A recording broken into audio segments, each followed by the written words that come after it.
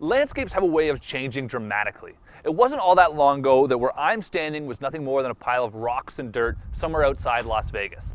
Now it's the Spring Mountain Motorsports Ranch with all sorts of luxury amenities from a pool to a spa.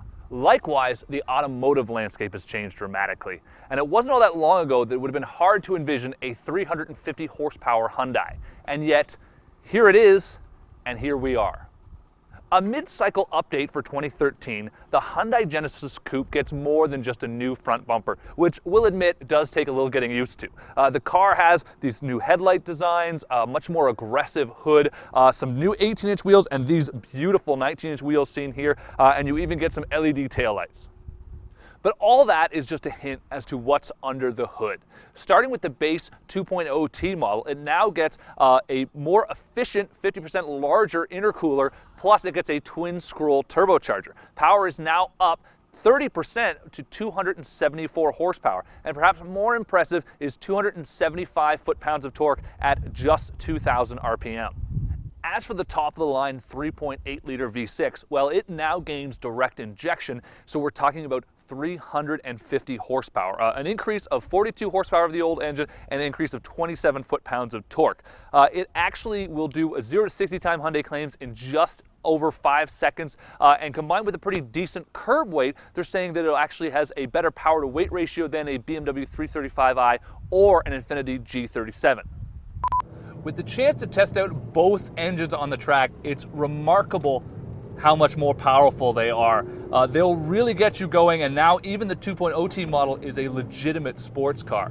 And that's impressive because the old car, you could never really drive it with the rear end. That's the base 4-cylinder engine, but now you can really boot it around and make it turn a corner when you want to.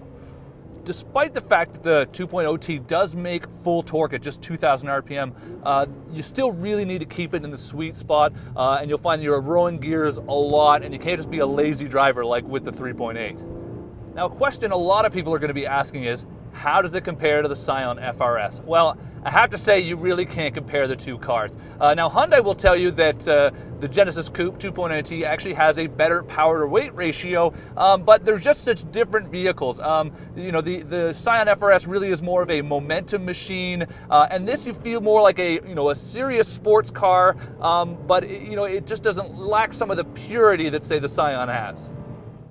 Updates to the interior for 2013 include use of more premium materials throughout the cabin, although I should be honest here, and BMW and Infiniti don't really have anything to worry about. If you're a Nissan with the 370Z, however, you should probably watch out.